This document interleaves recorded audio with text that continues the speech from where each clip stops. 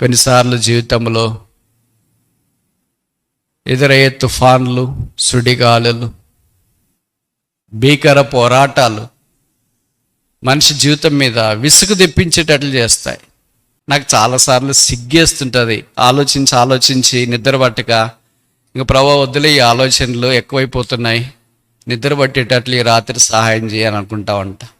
నన్ను కూడా కలుపుకుంటున్నాను, నేనేం మినహాయింపు కాదు. 30 ఏళ్ళలో అంత గొప్పవారు, ఎంత పరాక్రమశాలు అయిపోయారు. 30 ఏళ్ళకి యేసుక్రీస్తు ప్రభు వారు సేవలోనికి వచ్చేసారు. 30 ఏళ్ళకి భూమి మీద కూడా చాలా గొప్పవారు. భక్సింగ్ గారు కరెక్ట్ అయిన చదువు ముగించుకొని రక్షణ పొంది బాప్తిసం తీసుకొని బాంబేలో అడుగుపెట్టినాడు. 30 సంవత్సరాల వయసు. ఆ 30 సంవత్సరాలప్పుడు ఆ వయసులో చేసిన తీర్మానం తన జీవితంలో లక్షల కొలది ప్రజలను ఆత్మీయమైన ఆశీర్వాదంలోనికి తీసుకుని వచ్చింది.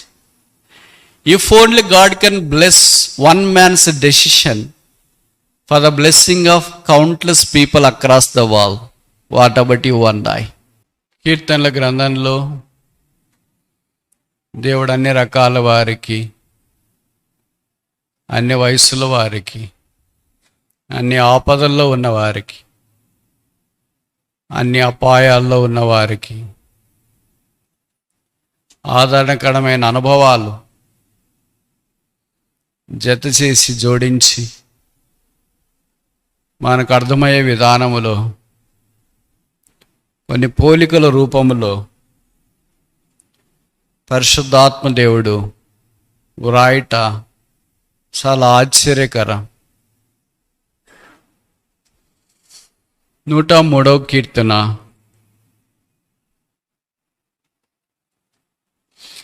అసమానమైనది. 5 కారణాలు. మొదటిది, దావీదు ప్రాణముతో మాట్లాడుతున్న కీర్తన. రెండవది, ఈ కీర్తనలోని మొదటి 2 వచనాలు క్రైస్తవ లోకానికి సుపరిచితం. మూడవది, ఈ కీర్తనలో యెహోవా యొక్క పేర్లు సార్థక నామధేయుడిగా ఎలాగున్నాడో రుజువు చేయబడుతూ వచ్చింది. నాలుగవది, ఈ కీర్తన మనుషులను, దేవదూతలను, దేవుని సైన్యాన్ని ఏకము చేసిన సంగతులు ప్రస్తావించబడ్డాయి. 5వది, ఆఖరిది,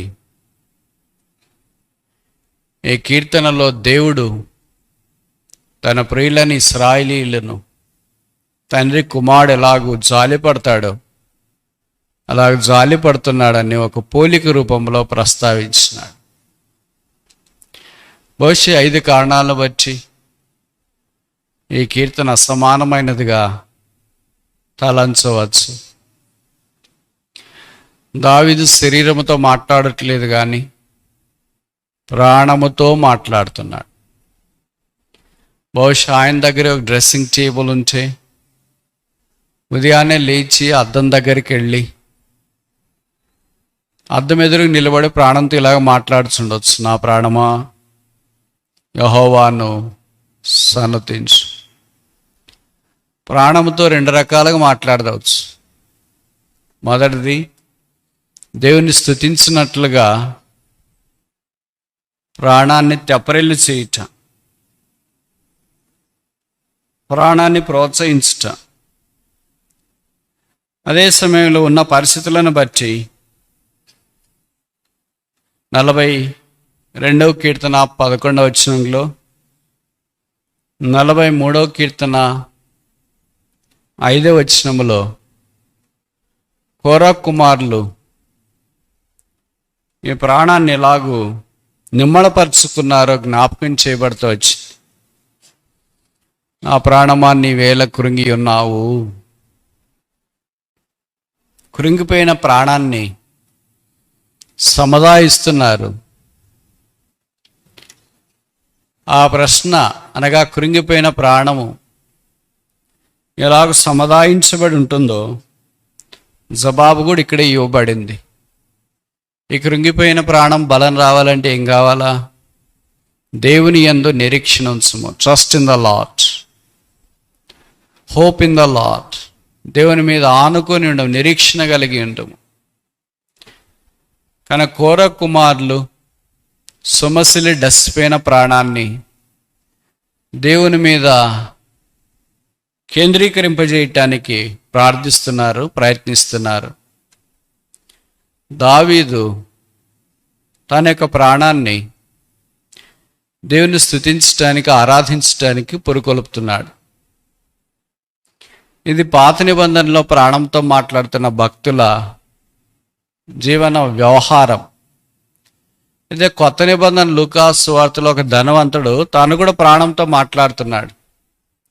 విస్తారంగా ధాన్యం పండించిన తర్వాత కొట్లలో దాన్ని భద్రపరిచి, నా ప్రాణమా తినుము, త్రాగుము, సుఖించు. ప్రాణంతో అలా కూడా మాట్లాడేవాళ్ళు ఉంటారు. మెట్టుకు దావీదు ప్రాణంతో చెప్పిందైనా, కోర కుమారులు ప్రాణంతో చెప్పిందైనా దేవుడికి వ్యతిరేకంగా లేదు, పైపెచ్చి అంగీకారంగా ఉంది. అయితే ధనవంతుడు ప్రాణంతో చెప్పిన మాటలు దేవునికి వ్యతిరేకంగా ఉన్నాయి. అందుకని ఒక స్వరం వినబడింది, వెర్రివాడా, ఈ రాత్రి నీ ప్రాణం అడుగుతున్నాను, నువ్వు సంపాదించినవేమవుతాయి. కనుక జ్ఞానం కలిగిన వారు ప్రాణముతో దేవుని స్తుతిస్తారు. జ్ఞానహీనులైన వారు ప్రాణముతో తినము, త్రాగము, సుఖించమని దానికి జోగొడుతున్నారు. మనం మన ప్రాణాన్ని దేవుని వైపు కేంద్రీకరించి స్తుతించట్లో నిమగ్నం చేస్తున్నామా? లేక ప్రాణాన్ని లోకాశల వైపు మళ్లించటానికి మనకు తెలియకుండానే మనం ప్రయత్నం చేస్తున్నామా? ఈ ప్రశ్నకు జవాబు మన దగ్గరే ఉంది. దావీదైతే ప్రాణాన్ని దేవుణ్ణి బట్టి స్తుతించటానికి పురికొల్పుతున్నాడు. అది ఆత్మీయమైన జీవితం. ఆ ప్రాణానికి సంబంధించి ఊరట కలిగించే చాలా సంగతులు కీర్తనలో ప్రస్తావించబడ్డాయి. నేను ఒక్క విషయమే మీ గమనానికి తీసుకురావాలని కోరుతున్నాను. 5వ వచనములో ఒక పక్షి జాతికి చెందిన రాజును పోలుస్తున్నాడు. పేరే పక్షిరాజు. పక్షిరాజు వల్లే, యవ్వనం వల్లే, వల్లే అనే 2 అక్షరాల పదాన్ని గురించి మనం ఒక 5 విషయాలు కీర్తనలను ఆధారం చేసుకొని పరిగెరుకోవటానికి ప్రయత్నం చేస్తాం. వాళ్ళే, గొప్పవారు వాళ్ళే ఉండాలని ఇష్టం, ధనవంతులు వాళ్ళే ఉండాలని ఇష్టం, అందంగా ఉన్నవారి వాళ్ళే ఉండాలని ఇష్టం, అధికారం కలిగిన వారి వాళ్ళే ఉండాలని ఇష్టం, తలాంతులు కలిగిన వారి వాళ్ళే ఉండాలని ఇష్టం. కానీ మనలో ఎంతమందికి దేవుని వాళ్ళే, యేసు ప్రభువు వాళ్ళే ఉండాలని ఇష్టం?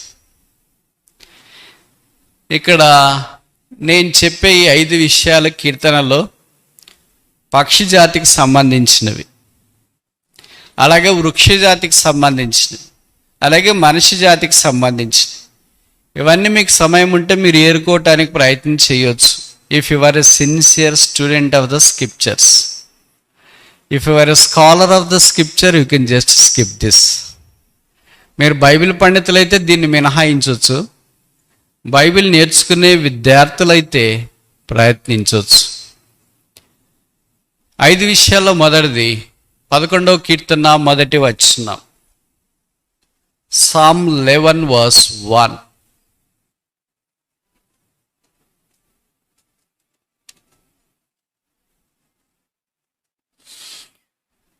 పదకొండవ కీర్తన మొదటి వచనం, Psalm 11 verse 1. యెహోవా శరణుజొచ్చి ఉన్నాను, పక్షి వల్లే నీ కొండకు పారిపొమ్ము అని మీరు నాతో చెప్పుట. ఇది దావీదు కీర్తన అని పైన రాయబడింది. కనుక మొదటి వల్లే ఏంటంటే పక్షి వల్లే. ఇంగ్లీష్లో రాశారు లైక్ ఎ బర్డ్. ఈ పక్షి చాలా బలహీనమైనది. మనుషుల యొక్క ఆప్యాయతను చురగొనలేనిది.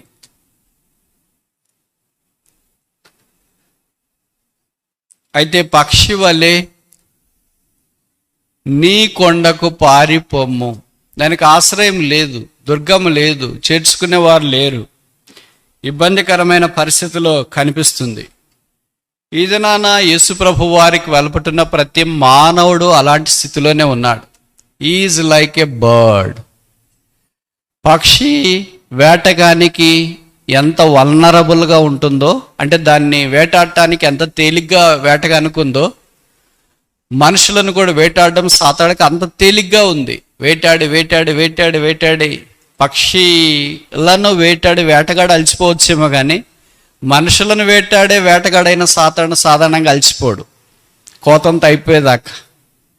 అది అయిపోవడం అంటే ప్రభు రాకడ సాధ్యం కావాలా. కనుక వాడు వేటాడుతూనే ఉంటాడు, మనుషులను పాపంలోనికి ఆకర్షిస్తుంటాడు, అలాగే వారిని వేటాడి వారిని నష్టపరుస్తూనే ఉంటాడు. కానీ కీర్తనకాడ మనకి ఏ జ్ఞాపం చేస్తున్నాడు? పక్షి వలె కొండకు పారిపం. నీ కొండ ఏం కొండ? ఇదే కీర్తనకాడ రాశాడు, నేను ఎక్కలేనంత ఎత్తైన కొండ మీదకి నన్ను నడిపించుము. Lead me to the rock that is higher than I. ఈ పక్షులన్నీ ఒక కొండ దగ్గర ఉన్నాయంట. ఏంటి ఆ కొండ? ఎందుకు వెళ్ళాయి? 8వ అధ్యాయం ఆదికాండం, జెనసిస్ చాప్టర్ 8. ఆదికాండం 8వ అధ్యాయం 4వ వచనం. Genesis chapter 8 verse 4.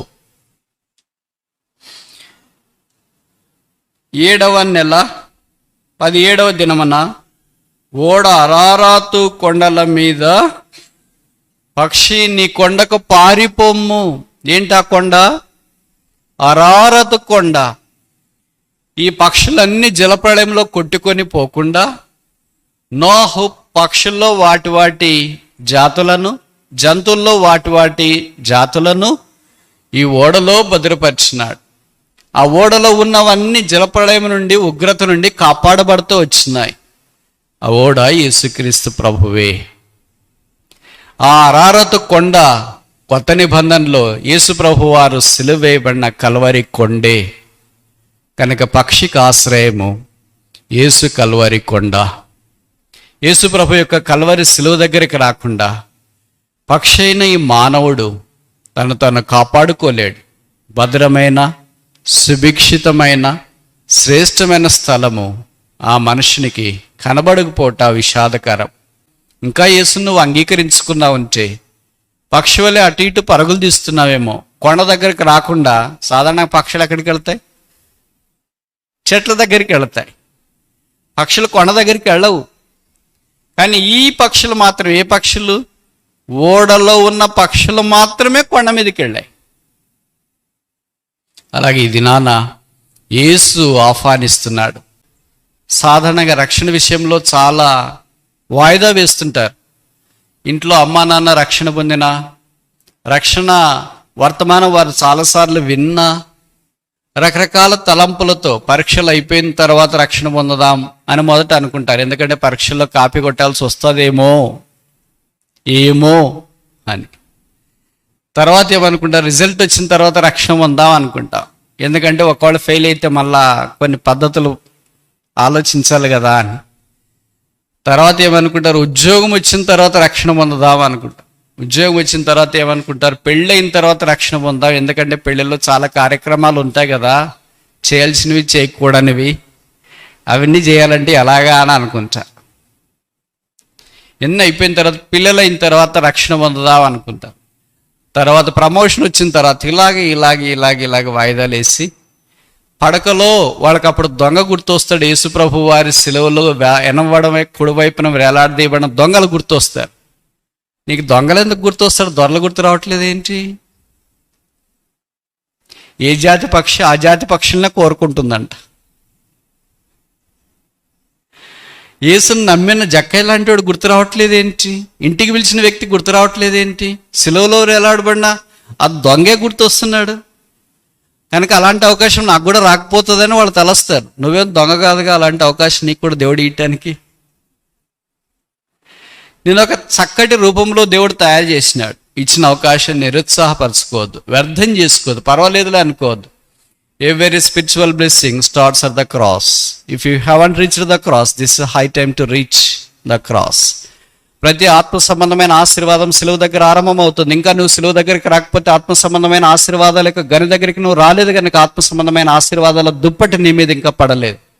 నీ ప్రయత్నాలన్నీ చేస్తూనే ఉన్నావు, రాత్రి అంతా చదువుతావు, కానీ ఉదయం ఏం గుర్తురాదు. పరీక్ష హాల్కి వెళితే సంవత్సరం అంతా చదువుతావు, కానీ పరీక్షలు అంతా నువ్వు కోరుకున్నట్లు రావట్లేదు. చాలా ప్రయత్నాలు చేస్తున్నావు, ఆ ప్రయత్నాలన్నీ సఫలం కావటానికి బదులుగా విఫలం అవుతా ఉన్నాయి. ఎందుకు నాకు ఇలాగ జరుగుతుంది? మా పక్కనోళ్ళకి బాగా వస్తుంది, పైన ఇంటోళ్ళకి బాగా వస్తుంది, కింది ఇంటోళ్ళకి బాగా వస్తుంది, వెనకింటోళ్ళకి బాగా వస్తుంది, అందరికి బాగా వస్తుంది, మనకు మాత్రమే రావట్లేదు. ఎందుకని? బహుశా నువ్వు వేసిన అంగీకరించలేదేమో. కనుక పక్షి వలె నీ కొండకు పారిపోమ్ము, అక్కడ నీకు ఆశ్రయం ఉంది. This talks about salvation. ఇది రక్షణ గురించి మాట్లాడుతుంది. కనుక యేసు ప్రభువునందు విశ్వాసం ఉంచి రక్షణ పొందడం చాలా ప్రాముఖ్యం.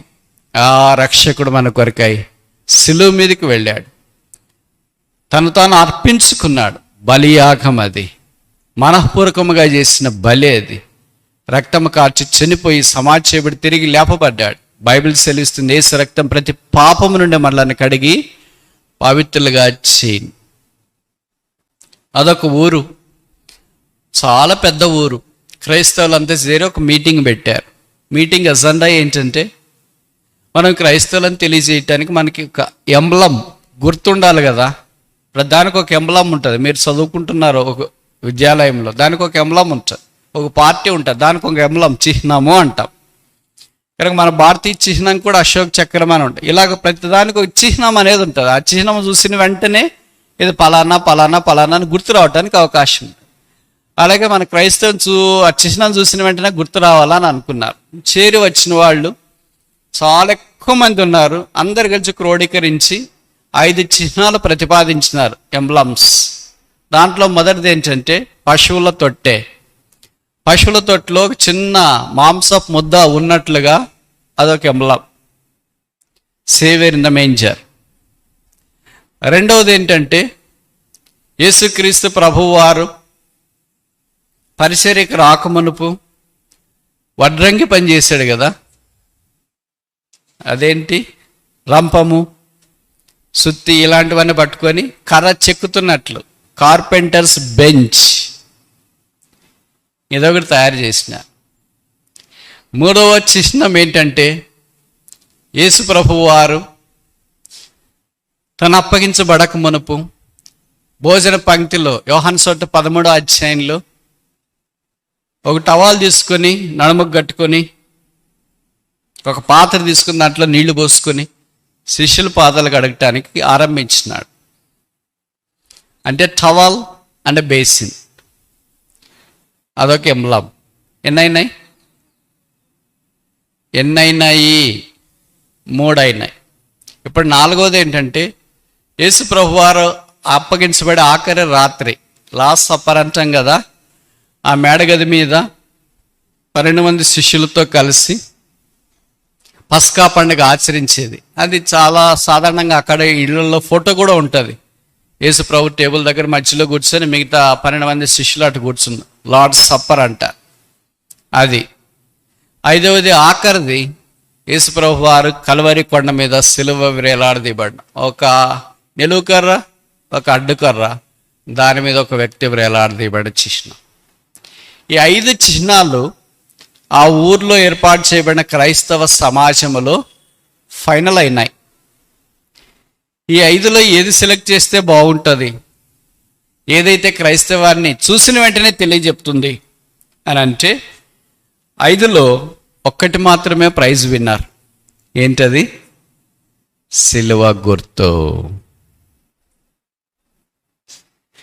అందుకే అప్పటి నుండి క్రైస్తవ లోకము ఎక్కడ చూసినా సిలువలు వేసుకోవడం మానం. ఆ సిలువ ఒక్కటి చూస్తే, అడ్డకర నిలువకర చూస్తే, ఓ మీరు క్రైస్తవులా, మనం వాళ్ళ దగ్గరికి పశువుల పాక తీసుకెళ్లాల్సిన పని లేదు, వాళ్ళ దగ్గరికి కార్పెంటర్ బెంచ్ తీసుకెళ్లాల్సిన పని లేదు, వారి దగ్గరికి బేసిన్ టవాల్ తీసుకెళ్లాల్సిన పని లేదు, వారి దగ్గరికి ప్రభు బల్ల సిద్ధంగా ఉన్నది తీసుకెళ్లాల్సిన పని లేదు. That symbol of cross is a vivid display of God's love for the lost human race. పడిపోయిన మానవ జాతిని దేవుడు ప్రేమించినాడంటానికి అదే నిలువెత్తటి నిదర్శనం. యేసుక్రీస్తు ప్రభు మనుషుల పాపముల కొరకై సిలువలో వేలాడదీయబడ్డాడు. ఆ సిలువే మానవ జాతికి శరణ్యం, ఆ సిలువే మానవునికి ఆధారం, ఆ సిలువే మానవునికి నిరీక్షణ, ఆ సిలువే మానవునికి ధైర్యం, ఆ సిలువే మానవునికి రక్షణ, ఆ సిలువే మానవుని ఆధారం, ఆ సిలువే మానవుని ఆశ్రయం. పాత నిబంధనలో పక్షులన్నీ ఓడలోని ఉంటూ అరారాతు కొండ మీదకి ఎలాగెళ్ళాయో, కొత్త నిబంధనలో మనుషులైన పక్షులందరూ కలిసి ఎక్కడికి వెళ్తున్నారు? కల్వరి కొండ దగ్గరకి. ఆ కొండ పక్షి వలె నీ కొండకు పారిపోమ్మో అనే అనుభవంలోనికి మనల్ని వాస్తవికంగా చేస్తుంది. ఇప్పుడు మనకు పరిచయం ఉన్నట్లు పిల్లప్పుడు పక్షులు చాలా విరివిగా చూసేవాళ్ళు, ఇప్పుడు చాలా అరుదుగా చూస్తున్నా. కారణాలు చాలా ఉండొచ్చు. నేను చిన్నపిల్లప్పుడు సెలవులకు వెళితే మా ఊర్లో మా పొలాల దగ్గరికి పక్షులు పొలంలోకి రాకుండా పగలంతా కాపు కాయడానికి పొలానికి వెళ్ళేవాళ్ళు. ఆయుధాలు ఏం లేదు, ఒక చిన్న డబ్బా తీసుకొని దాంట్లో రాళ్ళు వేసుకొని శబ్దం చేస్తా పొలం అంతా తిరగడమే. కానీ విచిత్రం ఏంటంటే మనం ఒకవైపు తిరుగుతుంటే ఒకవైపు వస్తూ ఉంటాయి. ఎప్పుడు పక్షి ఒకటే రాదు. ఎలాగొస్తాయి? ఇక్కడంతా పట్నం వాళ్ళే అనుకుంటా కదా. గుంపులు గుంపులుగా వస్తాయి, మందలుగా వస్తాయి. వాటిని అంత తేలిగ్గా మనము పంపించడం కుదరదు. కానీ ఇప్పుడే ఏమైపోయినాయంటే ఆ పక్షులు. ఇర్మియా గ్రంథం 12వ అధ్యాయం 4వ వచనం. Jeremiah chapter 12 verse 4. ఇర్మియా 12:4, జెరెమియా చాప్టర్ 12 verse 4. భూమి ఎన్నాళ్ళు దుఃఖింపవలెను, దేశం అంతటిలోని గడ్డి ఎన్నాళ్ళు ఎండిపోవలెను. అతడు మన అంతము చూడడని దుష్టులు చెప్పుకొనుచుండగా, దేశంలో నివసించు వారి చెడుతనం వలన జంతువులను పక్షులను సమసిపోవుచున్నవి. ఏం చెడుతనము? ఇక్కడ నేను ఈ మాట వాడితే తప్ప, స్మార్ట్ ఫోన్, రేడియేషన్. అందుకే రేడియేషన్ టవర్స్ ఎక్కడ పెట్టినారో అక్కడ కనీసం బొద్దింకులు కూడా పోవు, తెలుసు కదా మీకు. ఇంతకుముందు పక్షులు ఇళ్లలోకి ప్రార్థనా స్థలాల్లోనికి నేరుగా వచ్చే వాటి కొరకు గ్రామాల్లోనైతే ధాన్యపు కంకలు తీసుకుని వచ్చి బయట అట్ట కట్టేవాళ్ళు. ఇప్పుడు అవి లేవు, పక్షులు లేవు. మనుషుల చెడుతనం వలన సమసిపోవుచున్నవి. ఈ చెడుతనానికి విరుగుడే యేసుక్రీస్తు ప్రభు యొక్క కొండ. అనుభవంలోనికి వస్తూ మనం పక్షి వలె ఆ కొండ మీద నిలబడి ఆ రక్షణ ఆస్వాదించాలని కోరబడుతూ ఉన్నాం. రెండవది చూస్తామా? కీర్తనలు 55:6.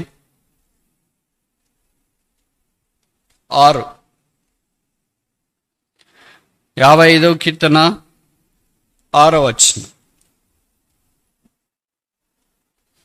55వ కీర్తన 6వ వచనం. ఆహా, గోవలే నాకు రెక్కలున్న ఎడల నేను ఎగిరిపోయి నెమ్మదిగా వాళ్ళే అని మనం చుట్టానికి ఆరంభించిన. రెండవ వలే ఏంటి? గువ్వ వలే. ఇంగ్లీష్ బైబిల్లో రాసే డావ్, పావురం వలే నాకు రెక్కలున్న ఎడల ఎగిరిపోయి నెమ్మదిగా నందునే. ఇది కూడా దావీదు కీర్తనే. దావీదు చాలా చింతాక్రాంతుడై, విశ్రాంతి లేక మూలుగుచు గుండెలో వేదన పడుచు, హింసకు గురి అవుతూ, పెనుగాలి సుడిగాలి చేత కొట్టబడుచు, తప్పించుకోవటానికి దిక్కులేక అభాగ్యుడైపోయి, చేతగాని వాడయి, దూషించబడిన వాడయి, శత్రుల చేత సంహరణకు సమీపంలో ఉన్నప్పుడు ఆయనకు మనిషిని జీవితం కంటే ఎలాంటి జీవితం మేలనుకున్నాడు? పావురవ జీవితం అంటే ఎంత బాగుండు, ఎగిరిపోతుంటాయి కదా. ఎవరు కొట్టడానికి వస్తే వాళ్ళకి దొరకకుండా ఎగిరిపోతుంటాయి. ఈ చెట్టు మీద నుండి ఆ చెట్టు, ఆ చెట్టు మీద నుండి ఆ చెట్టు, లేదా ఆయిల్ మీద నుండి ఆయిల్, అలాగే ఎగిరిపోతుంటాయి కదా. కొన్నిసార్లు జీవితంలో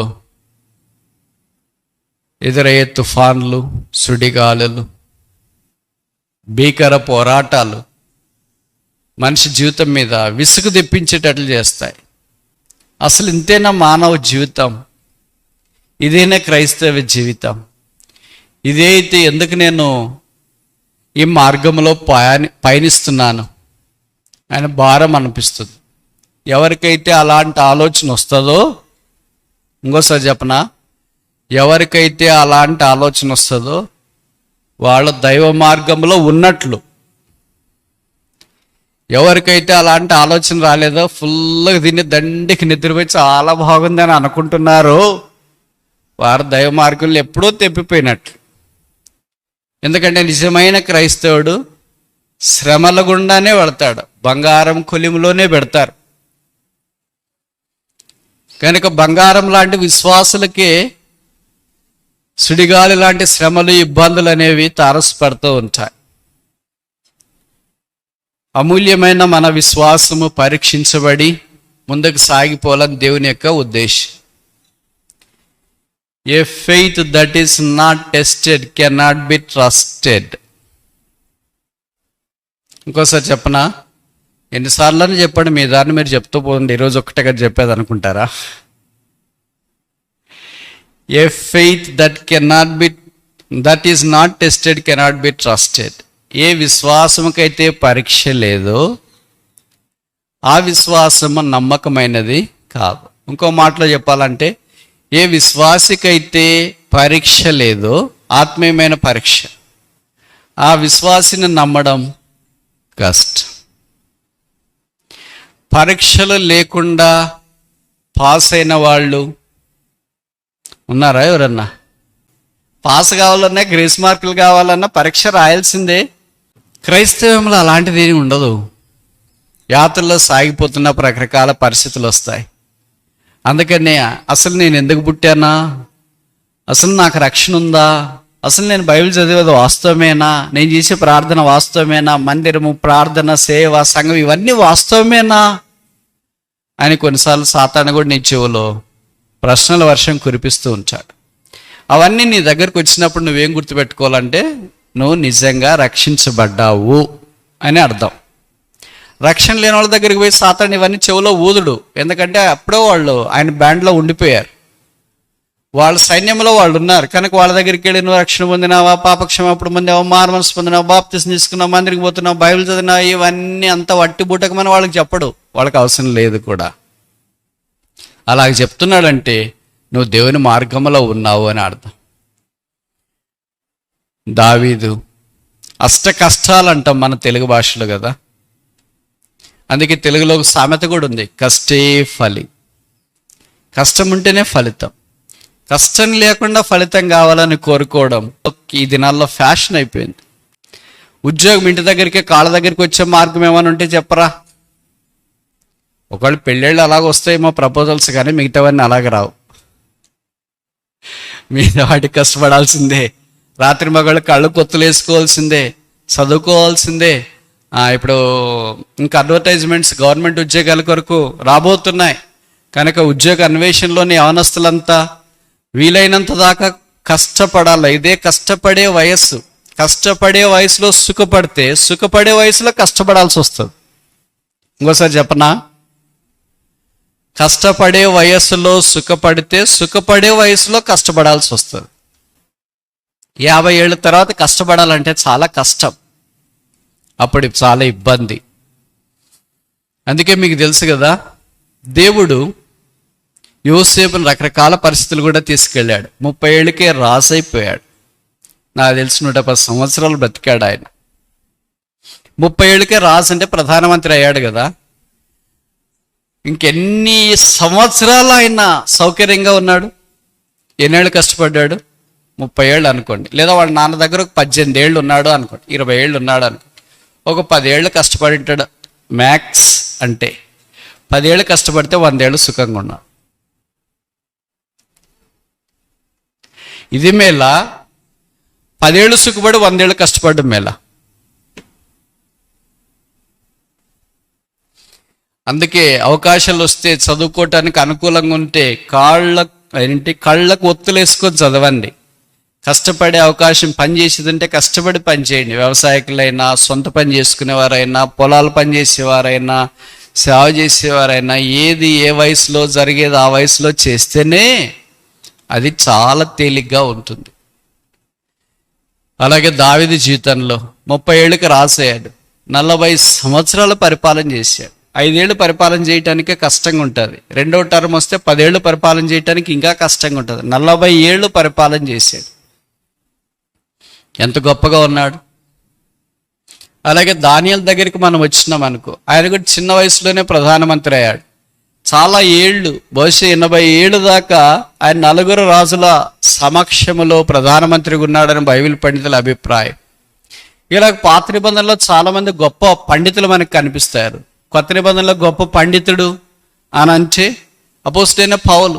పామర్లు కూడా ఉన్నారు, పేతురు లాంటి వాళ్ళు. నేను ఈ మాటలు చెప్తే కొద్ది దగ్గర అన్నారు, దేవుడు చదువుకున్న వాళ్ళనే వాడుకుంటాడా, చదువులేని పామర్లు చేపలు పట్టే వాళ్ళని కూడా వాడుకుంటాడు కదా బ్రదర్ అని. మీరేమన్నా చేపలు పడుతున్నారా?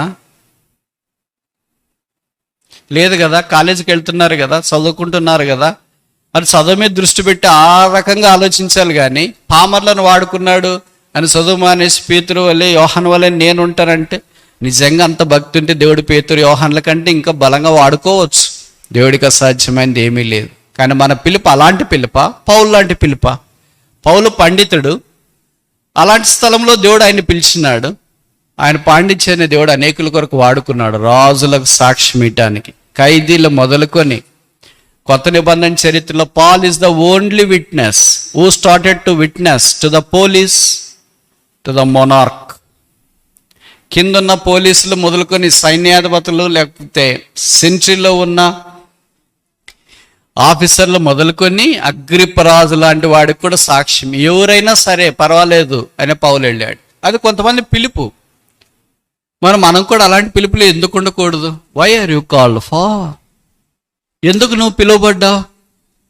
కొంతమంది గమ్యం లేకుండా, గురి లేకుండా జీవిస్తున్నారు. చూడండి, 30 ఏళ్ళకి ప్రధానమంత్రి అయ్యాడంటే మనకు 30 ఏళ్ళు వచ్చినా ఏం లేదు. ఇంకా డిఎస్సి కొరకు ప్రార్థన చేయండి బ్రదర్, గ్రూపుల కొరకు ప్రార్థన చేయండి బ్రదర్, కోచింగ్ కొరకు ప్రార్థన చేయండి బ్రదర్. ఇట్లా అడగడం తప్పని నేను చెప్పట్లేదు, అన్ని అవసరమే. ఎట్లా 30 ఏళ్ళకి ప్రధానమంత్రి అయ్యారు, 30 ఏళ్ళకి ఎట్లా రాజులు అయ్యారు, 30 ఏళ్ళకి ఎట్లా ప్రభావితం చేసేవాళ్ళు అయ్యారు, 30 ఏళ్ళకి ఎస్తేర్ ఎలాగ రాణి అయిపోయింది, 30 ఏళ్ళకి రూత్ ఎలాగో బోయస్ దగ్గరికి వచ్చి 30 ఏళ్ళకి ఎలాగ చేసేసారు, వాళ్ళు తలకిందలు చేసేసారు చరిత్ర. మనకి ఇంత వయసు వచ్చినా మందిరికి రావాలంటే బరువు, వాక్యం చదవాలంటే బరువు, చదువుకోవాలంటే బరువు, సేవ అంటే బరువు, వాక్యం అన్నీ బరువే, బతికే బరువు. ప్రార్థన చేయండి బ్రదర్, ప్రభువు తీసుకోవాలి. ఎందుకు పరలోకానికి బరువా?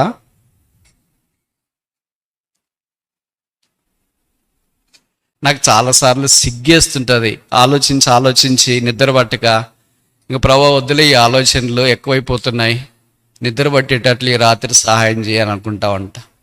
నన్ను కూడా కలుపుకుంటున్నాను, నేనేం మినహాయింపు కాదు. 30 ఏళ్ళలో అంత గొప్పవారు, ఎంత పరాక్రమశాలు అయిపోయారు. 30 ఏళ్ళకి యేసుక్రీస్తు ప్రభు వారు సేవలోనికి వచ్చేసారు.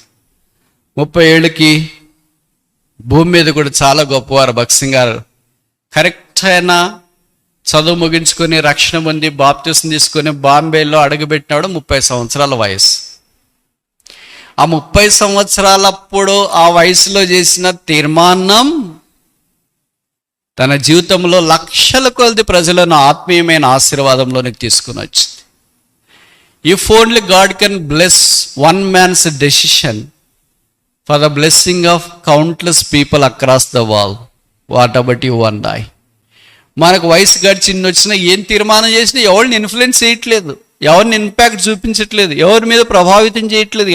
ఎన్ని తీర్మానాలు చేస్తామో, రోజుకొకటి, వారానికి ఒకటి, సంవత్సరానికి ఒకటి, నెలకొకటి, వాగ్దానాలు అని చేస్తూనే ఉంటాం, బట్ నో ఇంపాక్ట్.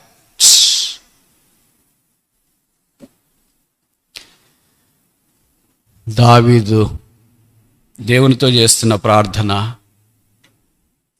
పావురం వలె నాకు రెక్కలున్నాయడ నేను ఎగిరిపోవద్దు. రకరకాల పరిస్థితులు గుండా వెళుతున్నప్పుడు క్రైస్తవ జీవితంలో ఇతరులను ప్రభావితం చేసే పావురం వలె ఉండాలని దేవుడు కోరుతాడు. పావురం ఎవరికి హాని చేయదు, కలలో కూడా హాని తలపెట్టదు, కలలో కూడా దాని బలైపోవటానికి ఇష్టపడుతుంది. అందుకని of all the birds dove is harmless.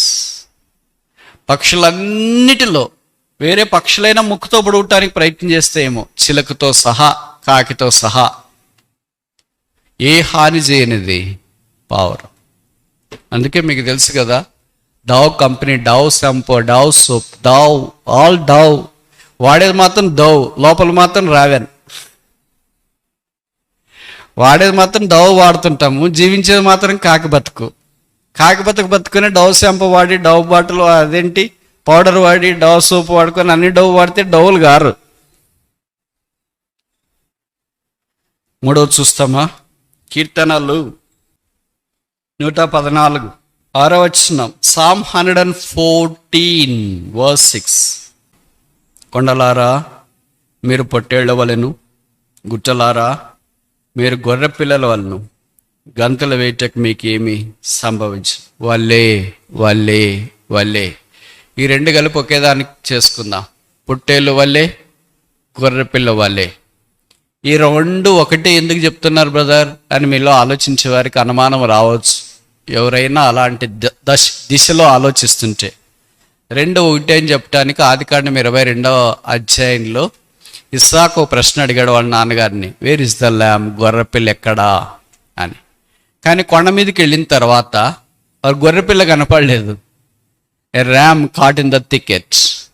ఆ పొదలో కొమ్మలు తిరిగిన పొట్టేళ్ళు కనిపించింది. ఈ రెండు యేసుప్రభు వారికి సాదృశ్యమేనే మనకి పరిచయం. కనుక యేసుక్రీస్తు ప్రభువే మన గొర్రెపిల్ల.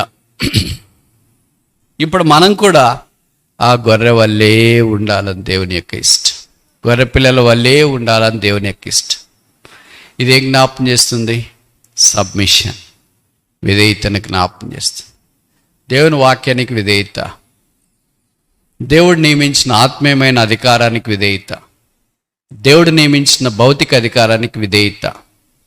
Where there is submission there is spirituality.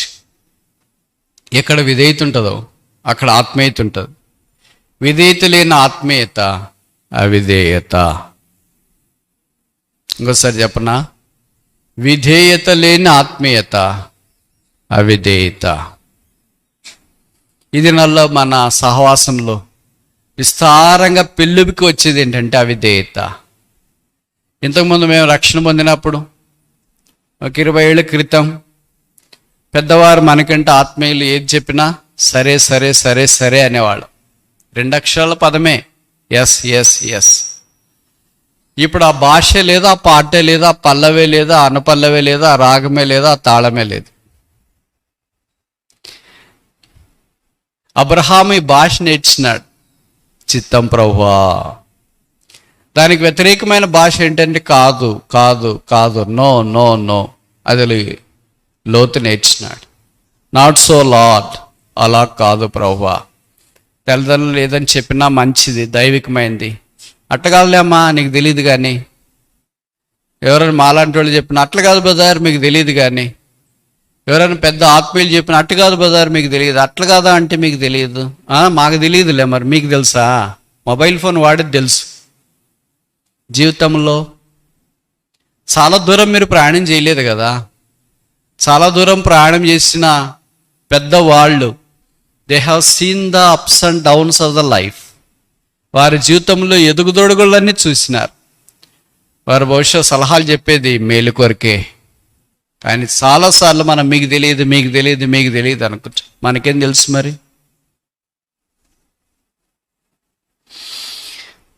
ఆ కారణం చేత ఆశీర్వాదంలోనికి రాలేకపోతున్నాం. మీరు ఒకవేళ లాజికల్గా అడగొచ్చు, how can submission brings us in a blessing? విధేయత ఆశీర్వాదంలోనికి ఎలాగ తీసుకుని వస్తుంది? It cannot be explained but experienced. ఇది వివరించడానికి వల్ల పడదు, అనుభవించడానికి వీలవుతుంది. అలా పాతకాలంలో అంతా అనుభవించిన వారే వివరణలోకి వచ్చిన వారు కాదు. ఉదాహరణకి యేసుప్రభు వారు చేపలు పట్టే జాలర్ల దగ్గరికి వెళ్ళి, follow me, I will make you fishers of man, నన్ను వెంబడించుడి, నేను మిమ్మల్ని మనుషులను పట్టు జాలర్లుగా చేస్తానంటే, నిజంగా మనమే అక్కడ ఉంటే అసలు మీరు మమ్మల్ని మనుషులు పట్టు జాలర్లుగా ఎలాగ చేస్తారో మొదట చెప్పండి. శాటిలైట్ పంపిస్తారా? పెద్ద వలలు ఇస్తారా? లేదా డబ్బులు ఇస్తారా?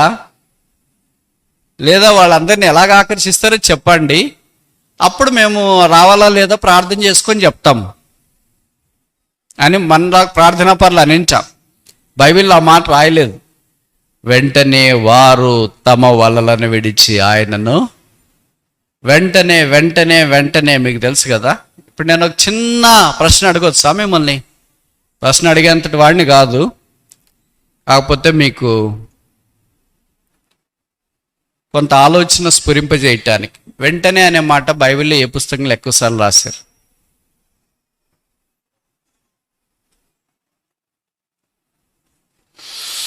Open university. బైబిల్ చూసి కూడా కాపీ కొట్టవచ్చు. కాపీ కొట్టాలన్నా అందరి చేత కాదు, తెలివైన వాళ్ళే కొట్టగలరు. తెలివిగా లేనివాడు నేను కూడా కాపీ కొడతానని కాపీలు తీసుకెళ్తే ఒక క్వశ్చన్కి జవాబు రాసేలోకి టైం అయిపోతుంది, 3 గంటలు ఇచ్చిపోరా నాయన. కనుక చాలా తెలివైన వాళ్ళే కాపీలు కొట్టగలరు. ఏది ఎక్కడుందో తెలియాలి కదా, పుస్తకం ఇచ్చినా కూడా రాయటానికి. ఎప్పుడైనా చదివింటే ఏది ఎక్కడుందో అని తెలుస్తుంది. అలాగే బైబిల్లో మనకు తెలిసి వెంటనే అనే మాట ఎక్కువసార్లు రాయబడిన పుస్తకం ఏంటి? ఒకటి చెప్తే 66 పుస్తకాలు అయిపోతాయి కదా, దానికి ఇంతెందుకు?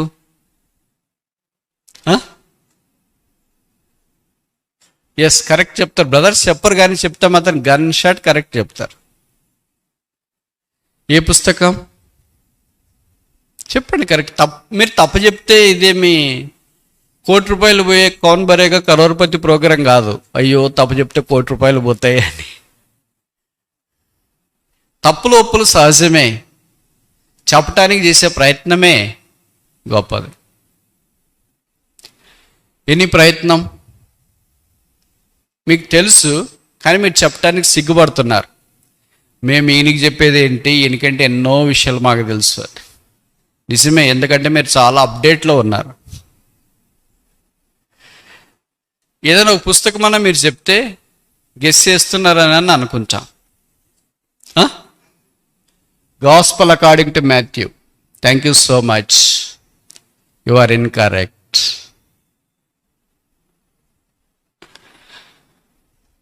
Okay, any other guess from sister side? ఓకే, చిన్న చిన్న ప్రశ్నల్లో అడగడము మీకు అంత మీకు కూడా బాగుండదు కదా, ఇది చాలా హైఫై కనుక.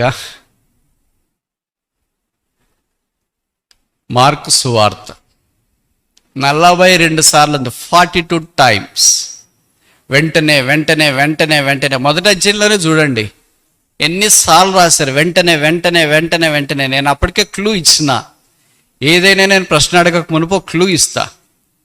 ఆ క్లూ ఏంటి? యేసుప్రభు శిష్యుని పిలిచినప్పుడు నన్ను వెంబడించండి, నేను మిమ్మల్ని మనుషులను పట్టి జాలర్లు చేస్తారంటే వెంటనే వారు తమ వలలను విడిచి ఆయనను వెంబడించరు. ఇది క్లూ. ఈ క్లూ కూడా మీరు క్యాచ్ చేయకపోతే బహుశా మీకు ఇంట్రెస్ట్ లేదేమో అని అర్థమైంది. సరే, మెట్టికి ఏంటంటే మనం కూడా ప్రభు మాటకు వెంటనే విధేయత చూపించే వారికి ఉండాలని దేవుడు కోరుతున్నాడు. ఇప్పుడు ఎన్ని చూసినాం? 3 4? మొదటిది ఏంటి? పక్షి వలె, లైక్ ఏ బర్డ్, సాల్వేషన్, రక్షణ జ్ఞాపకం చేస్తుంది. రెండవది డవ్, పావురం వలె, ఏం జ్ఞాపకం చేస్తుంది? స్పాట్లెస్నెస్, నిష్కల్మషమైన జీవితం. మూడవది ర్యామ్, గొర్రెపిల్ల, పొట్టేలు. ఏ జ్ఞాపం చేస్తుంది? సబ్మిషన్. నాలుగవది చూస్తామా? కీర్తనలు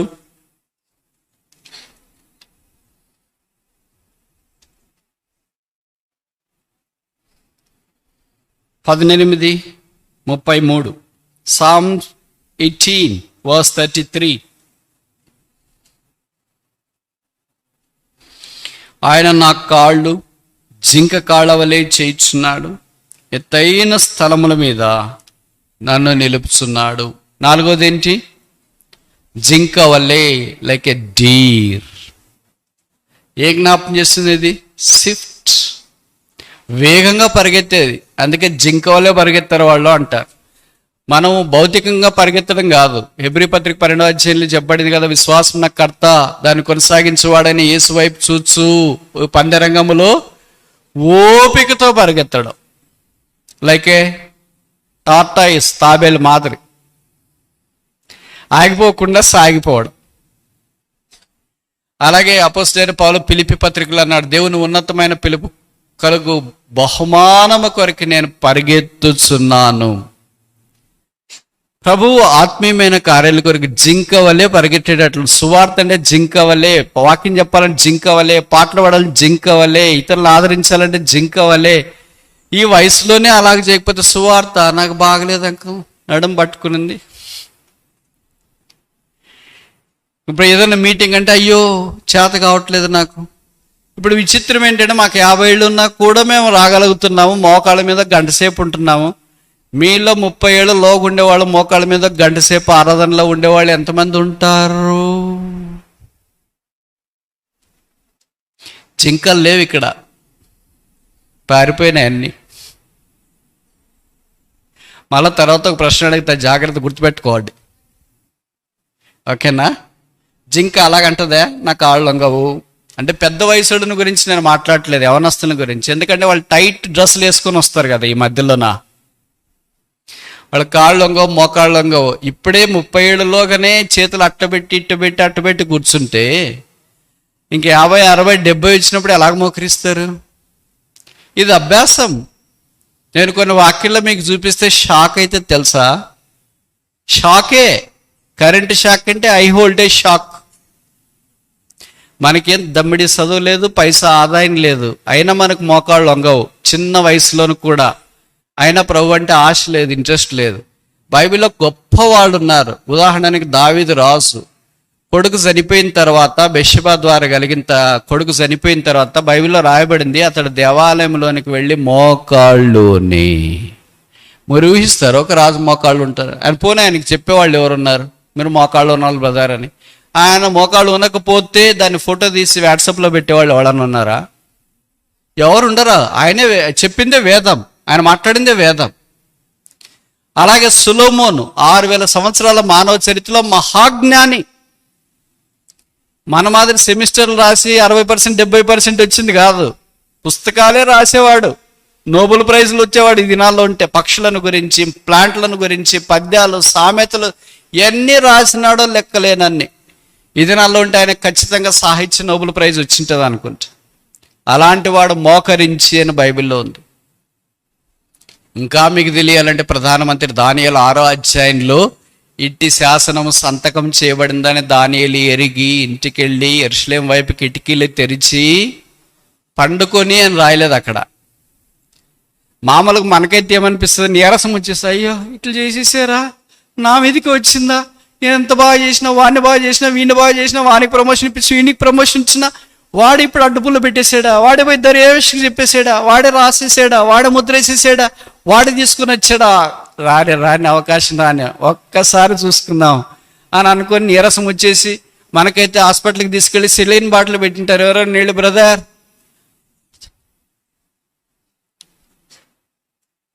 దిస్ ఇస్ ట్రూ, ఇది వాస్తవము. కానీ దానియేలు ఇలాంటి వాడో కానీ అసలు ఇట్టి శాసనము సంతకం చేయబడిందని తెలిసి మోకళ్ళించే స్టామినా ఎలాగొచ్చింది అని. ఆయన ఎవరు నీ మాదిరి నా మాదిరి వాడు కాదు, ప్రధానమంత్రి, 4 రాజుల కాలంలో ఉన్నవాడు. మరి మన మాదిరి ఏం అగ్లీగా ఉండేవాడు కాదు, చూస్తే ఇంకోసారి చూడబుద్ధి కానంత అందవిహీనంగా ఏం లేడు ఆయన. బైబిల్లో ఆయన గురించి రాయబడుతూ వచ్చిన మొదటి అధ్యాయంలో నాకు తెలిసి ఎవరిని గురించి అలాగ రాయబడలేదు అనుకుంటా. లోపము లేని సౌందర్యం, ఫాల్ట్లెస్ ఫెయిర్నెస్. ఇది అర్థమైద్దా మీకు? ప్రతి వాళ్ళలో ఏదో ఒక లోపం ఉంటుంది. చెప్తారు కదా చంద్రునిలో కూడా మచ్చ ఉందని. ఆ బ్రదర్ ఎంతో బాగా కనిపించింది, అంత బాగున్నాయి బ్రదర్, తల వెంట్రుకలు బాగున్నాయి, ముఖం బాగుంది, పళ్ళు బాగున్నాయి, కళ్ళు బాగున్నాయి, చెవులు బాగున్నాయి, చేతులు బాగున్నాయి, అన్నీ బాగున్నాయి బ్రదర్, కొద్దిగా లావు ఉన్నాడు అంతే.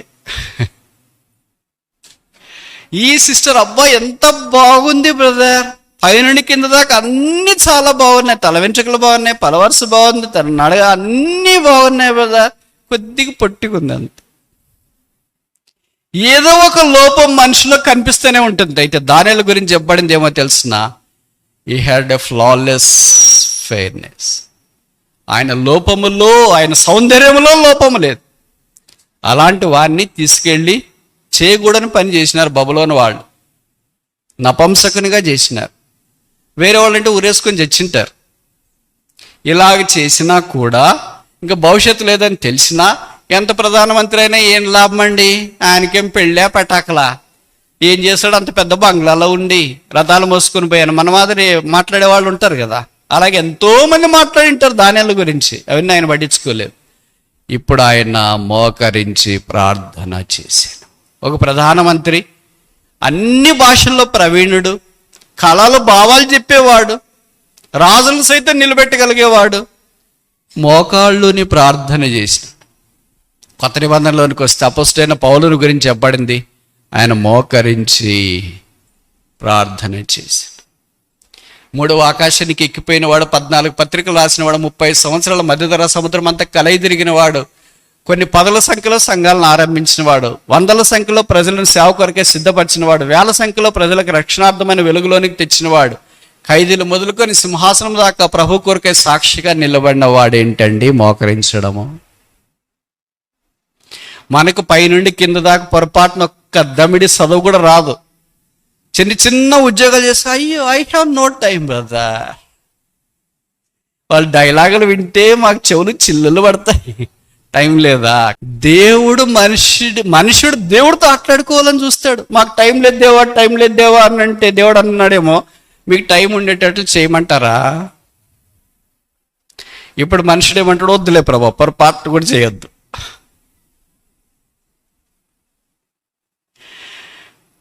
దేవుడెక్కడా, మనుషుడెక్కడా? 8 బిలియన్ల ప్రజల యొక్క బుద్ధి అంతా తీసుకొని వచ్చి దేవుని బుద్ధిహీనతతో పెట్టినా కొలతకు రాదు. God is so great. దేవుడు గొప్పవాడు. కనుక దైవ సాన్నిధ్యం కొరకు ఆశపడే వ్యక్తులుగా ఉండాలని జింక కాళ్ళ వలె శరీరం తేలిగ్గా ప్రభు కార్యాల కొరకు అనుకూలంగా అనువుగా మనల్ని మనం సిద్ధపరచుకుని వాడబడాలని దేవుని యొక్క ఉద్దేశం. Swift like a deer. ఆకటి చూసి ముగిస్తామా? 103:5 103వ కీర్తన 5వ వచనం. పక్షిరాజు యవ్వనం వలె నీ యవ్వనం కృతదగుచున్నట్లు మేలుతో నీ హృదయమును తృప్తిపరచుచున్నాడు. పక్షిరాజు యవ్వనము. ఈ పక్షిరాజు టాక్స్ అబౌట్ స్ట్రెంగ్త్, బలాన్ని గురించి మాట్లాడు. It's very strong bird and the king of the birds. పక్షుల్లో ఇది రాజు, రాజు. గువ్వులేమో గుంపులుగా పోతాయి, పక్షిరాజేమో ఒంటరిగా ఉంటుంది. ఇంకా మనం గువ్వ దగ్గరే ఉంటే పక్షిరాజు దగ్గరికి ఎప్పుడు వెళ్తాం? గువ్వులేమో ఇళ్ళ దగ్గర తిరుగుతాయి, పక్షిరాజులు ఎక్కడ తిరుగుతాయి? కొండల్లో తిరుగుతాయి. ఈ గువ్వులు, పావురాళ్ళు ఇవన్నీ ఎలాగ ఎగురుతాయంటే హారిజాంటల్, భూమికి సమాంతరంగా ఎగురుతాయి. పక్షిరాజు భూమికి సమాంతరంగా ఎగరదు, భూమికి అభిముఖంగా ఆపోజిట్లో పైకి పోతుంది. పైకి రెండు ఎగిరే పక్షులే. One flies horizontally, the other flies vertical. వాళ్ళిద్దరు విశ్వాసులే, do they fly horizontal or vertical? వారు భూమికి సమాంతరంగా అంటే అర్థం ఏంటి? లోకము, లోక పద్ధతులు, లోకాచే, ఇంకా లోకం అన్నీ దానికి సమాంతరంగా వెళుతున్నారా? లేదు, ఈ లోకంతో నాకు సంబంధం లేదు, నేను పైవాడినని పక్షిరాజు వలె పైకి పైకి పైకి పైకి ఎగురుతూ వెళ్ళాలని దేవుడు కోరుతున్నాడు. ఇప్పుడు 5 పక్షులను మనం చూసి 5 వలే అనే పోలిక మనం చూసినాం. మొదటిది ఏంటి? Like a bird talks about salvation, పక్షి వలె రక్షణను జ్ఞాపకం చేస్తుంది. రెండవది లైక్ ఎ డవ్, పావురం వలె టాక్స్ అబౌట్ స్పాట్లెస్నెస్, నిష్కల్మషమైన జీవితం. మూడవది like a lamb, sheep talks about submission, విధేయతను గురించి మాట్లాడే గొర్రె. నాలుగవది జింక, like a deer talks about swiftness, వేగంగా ప్రభు కొరకు అందుబాటులో ఉండేది జ్ఞాపకం చేస్తుంది. వెంటనే వెంటనే వెంటనే వెంటనే. ఐదవది ఆఖరిది ఈగల్, పక్షిరాజు టాక్స్ అబౌట్ స్ట్రెంగ్త్, బలాన్ని, శౌర్యాన్ని జ్ఞాపకం చేస్తుంది. ముగించక మనపు ఈ 5 రకాల వాటిలో మనం ఎక్కడున్నాం? మొదటిదే, రెండవదే, మూడవదే, నాలుగవదే, ఐదవదే? 5 కాదా? మీరు చెప్తారా నేను చెప్పాలా? నేను చెప్తాను, నా దగ్గర జవాబు ఉంది. 5 కాదు. మరేంటిది? గుడ్లగూబ.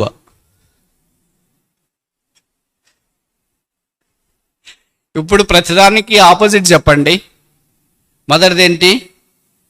పక్షికి ఆపోజిట్ చెప్పండి, లేదా దేనికో దానికి ఆపోజిట్ చెప్పండి. సరే, ఇప్పుడు మీరు గొర్రెలకు ఆపోజిట్ చెప్తారు కదా, చెప్పండి. వెరీ గుడ్, కరెక్ట్గా ఎలాగ చెప్తున్నారు మీరు? అంత కరెక్ట్గా బతికేది అదే బతికే కదా. తోడేళ్ళు గొర్రెల వలె ఉండటానికి బదులుగా, గొర్రె పిల్ల వలె ఉండటానికి బదులుగా ఎలాగున్నారు? తోడేళ్ళు వలె ఉన్నారు. జింక వలె ఉండటానికి బదులుగా ఎలాగున్నారు? దీనికి కూడా చెప్పండి, నేను చెప్తానులే. నక్క, జిత్తల మారి నక్క అంటారు కదా, బహుశా అలాగే ఉన్నారేమో. పక్షిరాజు వలె ఉండటానికి బదులుగా వాళ్ళు ఎలాగున్నారు? రాబందుల వలె, దొరికితే చాల్లో తినేస్తాం. మనం మొదటి టైపా, రెండో టైపా? అంటే పక్షి, పావురము, ఈ గొర్రెపిల్ల, తర్వాత జింక, పక్షిరాజు టైపా, లేకపోతే గుడ్లగూబ, తర్వాత రాత్రిపూట అది ఏమంటారు? బ్యాట్, ఏమంటారు దాన్ని? పక్షికి ఆపోజిట్ గబ్బీలం. పక్షులలో ఉంటే గబ్బిలం గుహల్లో ఉంటుంది.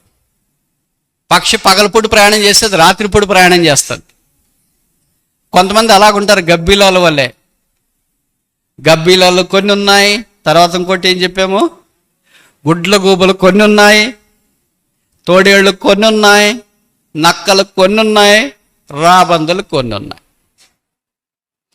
పక్షిరాజు వలె నీ యవ్వనం క్రొత్తదగినట్లు ఆయన మేలుతో నీ హృదయం తృప్తిపరుచున్నాడు. వీళ్ళకి మన తీర్మానం ఏంటంటే, మొదటి రకమైన గుంప, రెండవ రకమైన గుంప. ఇప్పుడన్నా జవాబు చెప్పండి, మొదటి రకమా, రెండో రకమా? చెప్పరు. ఈ రెండింటికి మధ్యలో రకాలు ఉన్నారా? ఆదివారం మొదటి రకము, సోమవారం నుండి శనివారం దాకా రెండో రకమా? ఎంత కరెక్ట్గా ఎలాగ చెప్తారు బ్రదర్ మా సంగతి అని మీరు అంటారు. అందరూ ఉంటే కదా, నేను మీరేం తేడా ఏం లేదు, ఆల్ ఆర్ సేమ్. ఆదివారం ఏమో పక్షి వలె, పావురం వలె, తర్వాత ఇంకేంటి? గొర్రె వలె, జింక వలె, పక్షిరాజు వలె కనిపిస్తుంది. సోమవారం నుండి చూడు, ఇవన్నీ మారిపోయిన, రూపాంతరం చెందినాయి. రూపాంతరం చెంది ఎలాగ మార్చబడ్డాయి? అయ్యో, దేవునికి భయంకరమైన విధానంలో మొదటి గుంపు కాకుండా దేవునికి మహిమ తీసుకొని రాని రెండో గుంపులో మనం ఉన్నాం. దేవుడు మనల్ని మేలుతో నింపి తృప్తిపరిచి ఆయన కొరకు వాడుకోవాలని కోరుతున్నాడు. దేవుడి కొరకు తీర్మానం చేయాలని కోరుతున్నాడు. ప్రభువా, నేను రెండో గుంపులో ఉన్నాను, మొదటి గుంపులో ఉండనట్లు నన్ను చేయి. మీ కొరకు నన్ను వాడుకోనండి. నేను మీ కొరకు పక్షి వలె కొండ మీద నుండి ఆరంభించబడి, పక్షిరాజు వలె కొండలమై నివసించే అనుభవంలోనికి నన్ను తీసుకొని రా. అది మన ప్రార్థన అయి ఉండాలని దేవుడు కోరుతున్నాడు. పక్షిరాజు వలె నీ యవ్వనం కొత్తదగుచున్నట్లు మేలుతో ఆయన్ని హృదయంలో తృప్తిపరుచున్నాడు.